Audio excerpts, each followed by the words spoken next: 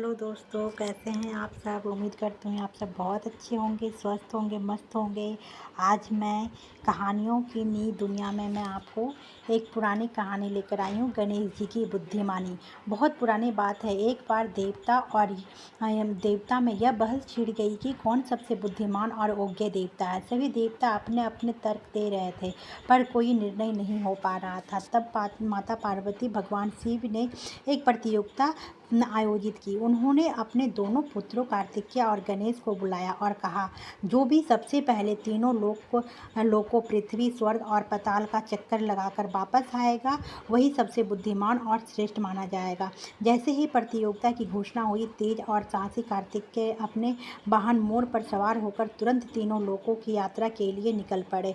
वहीं दूसरी ओर गणेश जी का वाहन जो चूहा था, धीमी और छोटा। सभी देवता सोचने लगे कि गणेश जी की यह प्रतियोगिता हार ही जाएगी, लेकिन गणेश जी मुस्कुराए। उन्होंने आंखें बंद की, थोड़ा सोचा और फिर उठे। उन्होंने अपने माता पिता शिव और पार्वती की 7 परिक्रमा की। सभी देवता यह देखकर हैरान हो गए। किसी ने पूछा, गणेश जी, आपने तो तीनों लोकों की यात्रा की ही नहीं, फिर आप यह परिक्रमा क्यों कर रहे हो। गणेश जी ने विनम्रता से उत्तर दिया, माता पिता ही संपूर्ण ब्रह्मांड है, वे ही मेरे लिए पृथ्वी, स्वर्ग और पाताल है।